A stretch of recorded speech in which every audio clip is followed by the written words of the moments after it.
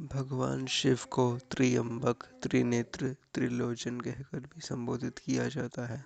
इसका अर्थ है तीन नेत्र वाले भगवान शिव पहले आदि योगी हैं।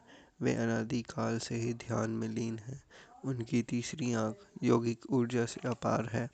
भगवान शिव के तीसरे नेत्र की शक्ति सब कुछ नष्ट कर सकती है। आइए जानते हैं कुछ ऐसे अवसर जब शिवजी ने अपनी तीसरे नेत्र को खोला और उसका क्या परिणाम हुआ। यह जानकारी पूर्ण रूप से पुराणों पर आधारित है। नमस्कार दोस्तों, मैं हूं आयुष और आपका मेरे YouTube चैनल डिवाइन ज्ञान में स्वागत है। पहली बार कामदेव को भस्म करने के लिए शिवजी ने अपना तीसरा नेत्र खोला था। शिव पुराण में रुद्र संहिता पार्वती खंड के अनुसार पार्वती जी महादेव को पति के रूप में प्राप्त करने के लिए हिमालय में वहीं निवास करने लगीं जहां भगवान शिव उत्तम तपस्या में लीन थे। परंतु भगवान शिव अपने मन को संयम नियम से वश में रखे हुए ऐसे ही लीन रहे। तब इंद्रदेव ने उनकी तपस्या को भंग करने के लिए कामदेव को बुलाया। तब कामदेव तुरंत वहां पहुंचे जहां भगवान शिव तपस्या में लीन थे। कामदेव ने वहां भगवान शिव के मन में भावना उत्पन्न करने का पूर्ण प्रयास किया, पर सब प्रयास विफल रहे। तभी कामदेव ने माता पार्वती को अपनी सखियों के साथ वहां आते देखा, जिनकी दिव्य सुंदरता देखते ही बन रही थी। और उसी समय भगवान शिव भी अपने ध्यान से बाहर आ गए थे। तब कामदेव ने सोचा कि यही अवसर है। तब कामदेव ने भगवान शिव के ऊपर कामबाण चला दिया, जिसका उन पर गहरा प्रभाव पड़ा। शंकर जी के मन में पार्वती जी के लिए आकर्षण होने लगा और उनका धैर्य टूटने लगा। अपना धैर्य टूटता देख महायोगी शंकर अत्यंत हैरान हो गए और मन ही मन सोचने लगे कि यह कैसे संभव है। तभी कामदेव को देखकर वे सब समझ गए और वहाँ कामदेव ने भय के मारे समस्त देवों की स्मृति करना आरंभ कर दिया। पर इससे पहले कि कोई उनकी मदद के लिए आता, वहाँ भगवान शिव की तीसरी आंख खुल गई और उन्होंने कामदेव को वहीं भस्म कर डाला। इस तरह के क्रोध को देखकर देवी पार्वती भी घबरा गईं। शिव पुराण में भगवान शिव की तीसरी आंख खुलने का एक और वृतांत हमें मिलता है। एक बार भगवान शिव गहरी ध्यान मुद्रा में लीन थे।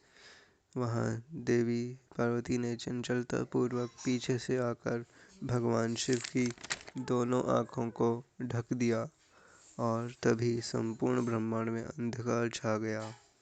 ब्रह्मांड को प्रकाश और ऊर्जा प्रदान करने के लिए भगवान शिव को अपनी तीसरी आँख खोलनी पड़ी।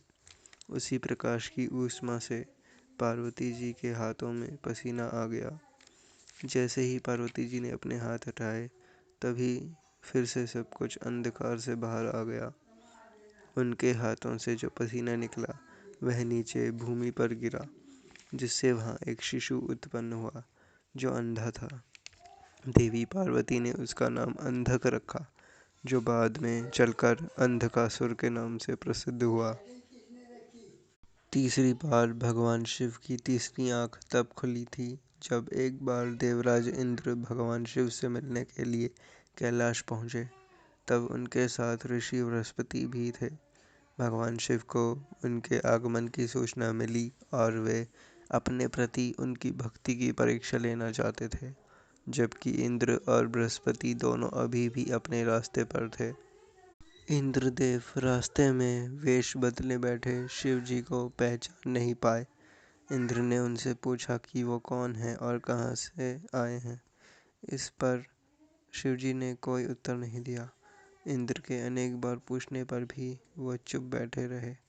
इस पर इंद्र क्रोधित हो उठे और उन्होंने अपने वज्र से भगवान शिव पर प्रहार करने का प्रयास किया, पर शिव ने अपने दिव्य शक्ति द्वारा इंद्र के हाथों को शक्तिहीन कर दिया। क्रोध से शिवजी की आंखें लाल हो गईं और उन्होंने इंद्र को भस्म करने हेतु अपना तीसरा नेत्र खोल दिया, जिसे देख इंद्र भयभीत हो उठा। तभी ऋषि बृहस्पति भगवान शिव को पहचान गए। उन्होंने भगवान शिव को नमस्कार किया और इंद्र को क्षमा करने का अनुरोध किया।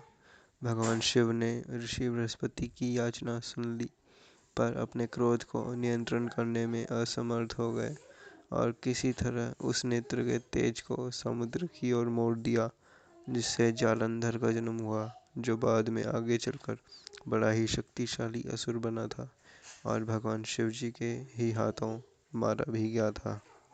चौथा वृतांत हमें ब्रह्मा पुराण के गौतमी महात्म्य में मिलता है। पिप्पलाद ऋषि दधीचि के पुत्र थे।